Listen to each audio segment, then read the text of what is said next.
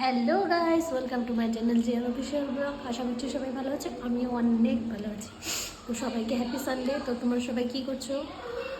আশা করি সবাই সানডেটা খুব ভালো করছে, আমারও অনেক ভালো করছে। সকাল থেকে খুব ব্যস্ত, রান্না বান্না রেডি করতে করতে খুব ব্যস্ত। আজকে সানডে স্পেশাল আমাদের ঘরে কিছু রান্না হবে।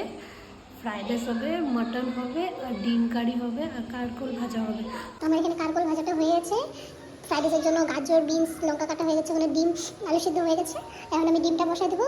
মাটন হয়ে গেছে, আর ওখানেও যে ওখানে ওটা হলো ফ্রাইড রাইসের চালটা ভিজানো হয়ে গেছে। এখন ওটা সিদ্ধ করে নিব, তারপর এগুলো করে এখন হলো আগে আমি ডিমটা বানাবো। তো তোমরা ভিডিওটা দেখতে দেখো, আমি রান্না বান্না করি, তারপর তোমাদের সাথে দেখাচ্ছি। কারণ আমার এখন একদম সময় নেই, খুব ব্যস্ত। তো ঠিক আছে, তো তোমরা সবাই দেখতে থাকো, ঠিক আছে? Hour later. তো গাইস, আমার রান্না টান্না করা হয়ে গেছে, স্নান টান করে আসলাম, এখন ভাত খাবো। আরে দেখো কি কি রান্না করেছি।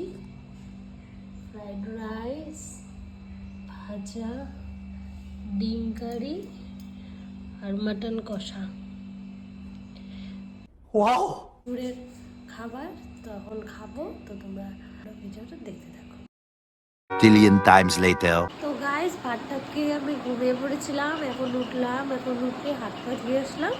এখন বাইরে দেখি সন্ধ্যা হয়ে গেছে, তখন ফ্রেশ হয়ে নিলাম। এখন আমি সন্ধ্যা দিতে যাবো। সন্ধ্যা দিয়ে চাটা খেয়ে তারপর তোমাদের সাথে দেখা হচ্ছে। আচ্ছা,